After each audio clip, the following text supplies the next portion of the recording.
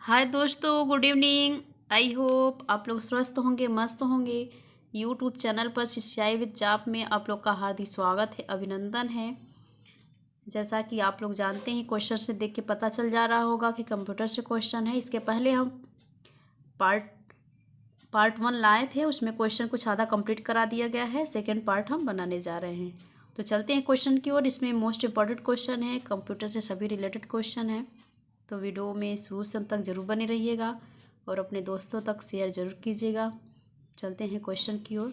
Question है, विशेष प्रकार के संगीत उपकरणों को साउंड कार्ड से कौन सा पोर्ट जोड़ता है? विशेष प्रकार के संगीत उपकरणों को साउंड कार्ड से कौन सा पोर्ट जोड़ता है? तो मीडी पोर्ट जोड़ता है। मीडी का फुल फॉर्म होता है म्यूजिकल इंस्ट्रूमेंट डिजिटल इंटरफेस। क्या है? Musical instrument digital interface. इसका है मीडी का फुल फॉर्म है। वह बॉक्स जिसमें कंप्यूटर सिस्टम के सर्वाधिक महत्वपूर्ण भाग होते हैं उसे क्या कहते हैं? सिस्टम यूनिट कहते हैं। जो बॉक्स होता है उसमें सभी कंप्यूटर के क्या होते हैं कि सर्वाधिक महत्वपूर्ण भाग जुड़े होते हैं, उसे सिस्टम यूनिट के नाम से जाना जाता है। आगे क्वेश्चन है कि कंट्रोल शिफ्ट तथा अल्ट को कहते हैं। क्या है? ये सब मॉडिफाई की हैं। कंट्रोल शिफ्ट तथा अल्ट को क्या कहते हैं? मॉडिफायर की के नाम से जानते हैं। आगे है कि क्या है? क्वालिटी का प्रयोग किसके संदर्भ में किया जाता है?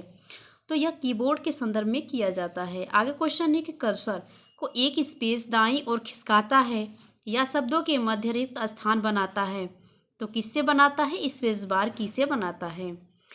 प्रत्येक अक्षर के लिए शिफ्ट की का प्रयोग किए बिना सभी अक्षरों को कैपिटल बनाने के लिए किस की का प्रयोग किया जाता है? कैप्स लॉक की का प्रयोग किया जाता है। कैप्स लॉक से क्या होता है कि जो इतनी अल्फा लेटर होते हैं उसे हम क्या करते हैं? कैपिटल लेटर में बना सकते हैं। आगे क्वेश्चन है कि स्कैनर किसे स्कैन करता है? तो पिक्चर और टेक्स्ट को दोनों को स्कैन करता है। आगे क्वेश्चन है, कौन सी इनपुट डिवाइस कंप्यूटर सिस्टम में टेक्स्ट और न्यूमेरिक डाटा एंटर करने के लिए सर्वाधिक सामान्य है? तो कीबोर्ड है। आगे क्वेश्चन है कि मदरबोर्ड के उपकरणों के मध्य सूचना के माध्यम से ट्रेवल करता है, तो कौन करता है? बसेज करता है। ये मदरबोर्ड के उपकरणों के माध्यम से क्या करता है? सूचना के माध्यम से ट्रेवल करता है, तो कौन करता है? बसेज करता है। आगे क्वेश्चन है कि पर्सनल कंप्यूटर के विकास का श्रेय किसे दिया जाता है? IBM को दिया जाता है। इंटरनेशनल बिजनेस मशीन को दिया जाता है। आगे क्वेश्चन है कि स्कैनर वह इनपुट डिवाइस है जो कंप्यूटर के लिए किसी इमेज या डॉक्यूमेंट को कैप्चर या डिजिटल कोड में परिवर्तित करता है तथा मेमोरी में संग्रह करता है। यह क्या है? स्कैनर एक इनपुट डिवाइस है, क्या करता है? जो कंप्यूटर के लिए किसी इमेज या डॉक्यूमेंट को कैप्चर करता है तथा डिजिटल कोड में परिवर्तित कर देता है और मेमोरी में संग्रहित करता है, स्टोर करता है। आगे क्वेश्चन है, डेस्कटॉप छपाई में किस प्रकार के प्रिंटर का प्रयोग किया जाता है? तो लेजर प्रिंटर का प्रयोग किया जाता है डेस्कटॉप के छपाई में। डिजिटल कैमरा में प्रयोग किया जाता है तो फोटो डायोड का प्रयोग किया जाता है। ऑब्जेक्ट की प्रॉपर्टी में जाने के लिए प्रयुक्त माउस क्लिक किया जाता है, तो राइट क्लिक किया जाता है ऑब्जेक्ट की प्रॉपर्टी में जाने के लिए। आगे है कि प्रमुख आउटपुट डिवाइस कौन कौन से हैं? इंपॉर्टेंट आउटपुट डिवाइस के बारे में देख लेते हैं कौन कौन से हैं। पहला है मॉनिटर है, दूसरा है प्लॉटर है, तीसरा है कार्ड रीडर है, चौथा है स्क्रीन इमेज प्रोजेक्टर है और पांचवा है प्रिंटर है, छठवां स्पीकर है और जो सातवां है टेप रीडर है। ये सब क्या है? आउटपुट डिवाइस हैं। आगे अभी हम इनपुट डिवाइस के बारे में भी चर्चा करेंगे। आगे क्वेश्चन है, कंप्यूटर की समस्त सूचनाएं या आउटपुट देखने के लिए किस डिवाइस का प्रयोग किया जाता है? तो मॉनिटर डिवाइस का प्रयोग करते हैं समस्त सूचनाओं या आउटपुट को देखने के लिए कंप्यूटर में। आगे क्वेश्चन है कि आउटपुट और इनपुट डिवाइस दोनों क्या है? तो एक प्रकार का मॉडेम है। कंप्यूटर के मुख्य मेन या प्राथमिक मेमोरी जिसे कहते हैं प्राइमरी मेमोरी के प्रकार हैं, तो रैम तथा रोम है।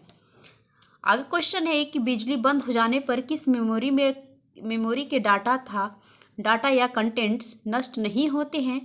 तो रोम में जो होते हैं इसमें क्या होता है कि इस मेमोरी के डाटा क्या होते हैं, जो कंटेंट होते हैं, नष्ट नहीं होते हैं। आगे क्वेश्चन है कि जब आप कंप्यूटर में किसी डॉक्यूमेंट पर कार्य करते हैं तो डॉक्यूमेंट अस्थायी रूप से किस मेमोरी में संग्रहित होता है? तो यह क्या होता है? रैम में होता है। जब आप कंप्यूटर में किसी डॉक्यूमेंट पर कार्य करते हैं तो जो डॉक्यूमेंट का अस्थायी रूप होता है वह किस मेमोरी में संग्रहित होता है? तो रैम में। रैम में क्या होता है कि रीड एक्सेस मेमोरी होता है, बस सिर्फ रीड करने का काम होता है, इसलिए इसे अस्थायी मेमोरी माना गया है। आगे पॉइंट है कि माउस बटन को किसी ऑब्जेक्ट या टेक्स्ट को मूव करने होल्ड किए हुए को ड्रैगिंग कहते हैं। माउस बटन को किसी ऑब्जेक्ट या टेक्स्ट को क्या करते हैं, मूव कराने पर क्या होता है, उसे ड्रैग करके उसे दबा के कहीं छोड़ा जाता है, उसे क्या कहते हैं? जैसे किसी ऑब्जेक्ट या टेक्स्ट को उसे क्लिक करके कहीं से हटाया जाता है या मूव कराया जाता है, तो मूव कराने को क्या कहा जाता है? ड्रैगिंग कहा जाता है। बाह्य तथा स्थायी मेमोरी को क्या कहते हैं? तो सहायक मेमोरी के रूप में माना जाता है, ऑक्सिलरी मेमोरी के रूप में माना जाता है। सीडी तथा डीवीडी किसका उदाहरण है? तो ऑप्टिकल डिस्क का उदाहरण है। पेन ड्राइव क्या है? तो पेन ड्राइव क्या है? एक हटाई जा सकने वाली सेकेंडरी इलेक्ट्रॉनिक मेमोरी है। यह डाटा को क्या करता है? एक जगह से दूसरी जगह पहुंचाने का काम करता है। अगर क्वेश्चन है कि किस मेमोरी का एक्सेस समय टाइम सबसे कम है? तो कैश मेमोरी का क्या होता है? जो समय होता है सबसे कम होता है। हार्ड डिस्क पर खाली स्थान का उपयोग रैम की क्षमता बढ़ाने के लिए किया जाता है, तो इसे क्या कहते हैं? वर्चुअल मेमोरी के नाम से जानते हैं या वर्चुअल मेमोरी कहते हैं। आगे क्वेश्चन है कि फाइल को सेव कर कंप्यूटर बंद कर देने पर किस स्थान पर डाटा यथावत रहता है? तो सेकेंडरी स्टोरेज में रहता है। आगे क्वेश्चन है कंप्यूटर सिस्टम में किसी शब्द की लंबाई के माप की इकाई क्या कहलाती है? बीट कहलाती है। आगे है कि कंप्यूटर की इकाइयों में सबसे बड़े से सबसे छोटे के क्रम में क्या है? तो सबसे जो बड़ा है वो टीबी है, टेराबाइट है, गीगाबाइट है, फिर मेगाबाइट है, फिर क्या है? किलोबाइट है। तो सबसे पहले क्या है? टीबी है, जीबी है, एमबी है और फिर केबी के रूप में बड़े से क्या है? छोटे में गया है। आगे क्वेश्चन है कि जब किसी फाइल में वे अनुदेश इंस्ट्रक्शन होते हैं जिन्हें कंप्यूटर कैरी आउट कर सकता है, तो उसे क्या कहते हैं? तो एग्जीक्यूटेबल कहते हैं। एक समय में एक से अधिक एप्लीकेशन चलाने की ऑपरेटिंग सिस्टम की क्षमता को क्या कहा जाता है? मल्टीटास्किंग कहा जाता है। मल्टीटास्किंग में क्या होता है कि एक समय में एक से अधिक एप्लीकेशन को चलाए जाने का जो ऑपरेटिंग सिस्टम क्षमता होती है उसे मल्टीटास्किंग के नाम से जाना जाता है। आगे क्वेश्चन है कि सिस्टम सॉफ्टवेयर क्या कार्य है? तो सिस्टम सॉफ्टवेयर का क्या कार्य है? तो कंप्यूटर के इंटरनल रिसोर्सेज का नियंत्रण तथा समन्वय करना ही क्या है? सिस्टम सॉफ्टवेयर का कार्य है। ओपन सोर्स ऑपरेटिंग सिस्टम के उदाहरण है तो लिनक्स और एंड्रॉयड क्या है? ये ओपन सोर्स के ऑपरेटिंग सिस्टम के उदाहरण हैं। दो या अधिक प्रोग्राम के एक साथ प्रोसेसिंग की प्रक्रिया क्या कहलाती है? तो मल्टी प्रोसेसिंग कहलाती है। एक ही प्रोसेसर का प्रयोग करते हुए एक ही कंप्यूटर सिस्टम में एक साथ दो या अधिक प्रोग्रामों को चलाने की ऑपरेटिंग सिस्टम की क्षमता मल्टी प्रोग्रामिंग कहलाता है। जैसे मल्टीटास्किंग होता था कि एक साथ हम कई एप्लीकेशन को चलाते हैं, तो मल्टीटास्किंग के अंतर्गत आता है कि मल्टीटास्किंग सॉफ्टवेयर है। इस तरह ये मल्टी प्रोग्रामिंग है कि एक साथ कई प्रोग्रामों को जो चला रहे हैं, दो या दो से अधिक प्रोग्रामों को चलाने की जो ऑपरेटिंग सिस्टम जो क्षमता है उसे हम मल्टी प्रोग्रामिंग के नाम से जानते हैं। आगे है कि जब एक कंप्यूटर में दो प्रोसेसर लगाए जाते हैं तो उसे क्या कहते हैं? तो पैरेलल प्रोसेसिंग कहा जाता है। अब आते हैं, देख लेते हैं इनपुट डिवाइस के बारे में। यहाँ पे कुछ प्रमुख इनपुट डिवाइस के नाम दिए गए हैं। तो इम्पोर्टेंट इनपुट डिवाइसेस, पहला क्या है कि कीबोर्ड है, और दूसरा क्या है? माउस, तीसरा जॉयस्टिक, चौथा प्रकाशी पेन लाइट पेन, स्कैनर, पाँचवा छठवां माइक है, सातवां माइकर है और आठवां बारकोड रीडर है, नौवां पंच कार्ड रीडर है, 10वां ऑप्टिकल मार्क रीडर है, 11वां ऑप्टिकल कैरेक्टर रीडर है, 12वां डिजिटल कैमरा है, 13वां आपका टच स्क्रीन है, 14वां इलेक्ट्रॉनिक कार्ड रीडर है। ये सभी क्या है? इनपुट डिवाइस के अंतर्गत आते हैं। आउटपुट है क्या कि जो मुझे दिखाई देता है, जैसे हम मॉनिटर के माध्यम से किसी अपने मैटर या डाटा को देख सकते हैं, प्रिंटर के माध्यम से हम अपने डाटा को एक हार्ड कॉपी के रूप में ले सकते हैं। और इनपुट में क्या होता है, किसी डाटा को हम एंट्री करा सकते हैं, जैसे हम अपने सिस्टम में कीबोर्ड के माध्यम से, माउस के माध्यम से और जॉयस्टिक के माध्यम से, प्रकाशी पेन के माध्यम से हम अपने डाटा को क्या करते हैं, इनपुट करते हैं। वो इनपुट डाटा हो गया। आउटपुट में जो हमें दिखाई दे, या तो जैसे प्रिंटर क्या होता है, हार्ड कॉपी के रूप में हमें उसका मैटर मिल जाता है, डाटा मिल जाता है, वो हमारा क्या है, वो आउटपुट डिवाइस हो गया। आगे चलते हैं। वह कंप्यूटर प्रोग्राम जो एक बार में एक प्रोग्राम अनुदेश को वह कंप्यूटर प्रोग्राम जो एक बार में एक प्रोग्राम अनुदेश को मशीन भाषा में अनुवादित करता है, इंटरप्रेटर कहलाता है। कौन सा अनुवादक प्रोग्राम सभी स्टेटमेंट को एक सिंगल बैच में परिवर्तित करता है और निर्देशों के परिणामों को एकत्र करके एक नई फाइल में रखता है? कंपाइलर फाइल होता है। असेंबलर का क्या कार्य है? तो असेंबलिंग भाषा को मशीनी भाषा में परिवर्तित करता है। कंप्यूटर में भी अनेक प्रकार के लैंग्वेजेस का प्रयोग किया गया है, जैसे आपका है उच्च स्तरीय भाषाएं हैं, एल्गोल है, कोबोल है, लोगोल है, बेसिक है, प्रोलाग है, और सी है, सी प्लस प्लस है, पास्कल है। ये सभी क्या है, कुछ क्या है इस समय की भाषाएं क्या है कि इसमें लैंग्वेजेस का प्रयोग किया गया है। आगे है, किसी सॉफ्टवेयर प्रोग्राम में कार्य प्रणाली की जांच करने और उसमें विद्यमान गलतियों को ढूंढकर उसे ठीक करने की प्रक्रिया क्या है? डिबगिंग कहलाती है। डिबगिंग कहलाती है। किसी सॉफ्टवेयर प्रोग्राम में कार्यप्रणाली की जांच और उसमें विद्यमान जो एरर होते हैं उसे ढूंढकर ठीक करने की प्रक्रिया डिबगिंग कहलाती है। कंप्यूटर प्रोग्राम उच्च स्तरीय भाषा में लिखा जाता है। मानव द्वारा पढ़े जाने योग्य प्रोग्राम को इस अनुवाद को क्या कहते हैं? तो सोर्स कोड कहा जाता है।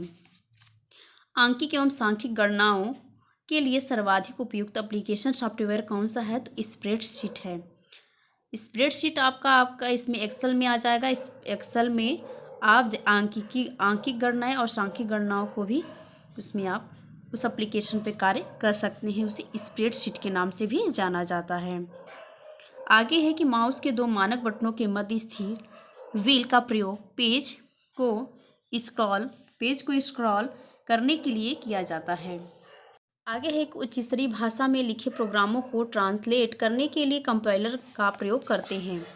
जो उच्च स्तरीय लैंग्वेज का प्रयोग किया जाता है प्रोग्रामों में, उसे ट्रांसलेट करने के लिए हम कंपाइलर का प्रयोग करते हैं। आगे है कि डॉस द्वारा प्रयुक्त वर्ड प्रोसेसर जिसका उपयोग तो प्रोग्राम या अनुदेशों को लिखने के लिए होता है। तो क्या लिखने के लिए होता है? तो वर्डपैड होता है। शब्द संसाधन में प्रयोग किया जाने वाला सॉफ्टवेयर कौन कौन सा है? MS वर्ड है, वर्ड स्टार है, पेज मेकर है। ये क्या है? शब्द संसाधन या वर्ड प्रोसेसिंग में प्रयोग किए जाने वाला सॉफ्टवेयर है।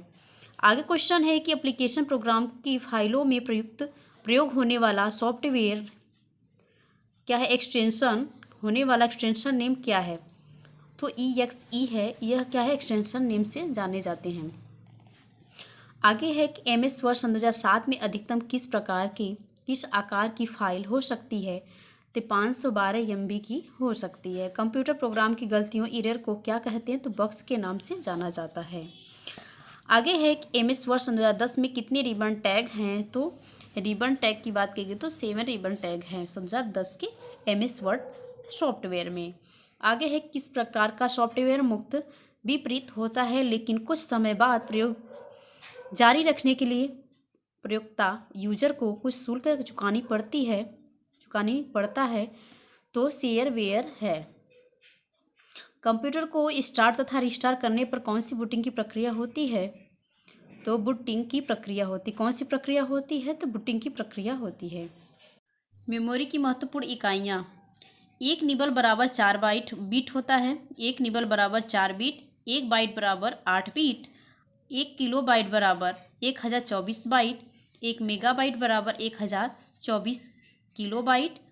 1 गीगाबाइट बराबर 1024 MB मेगाबाइट।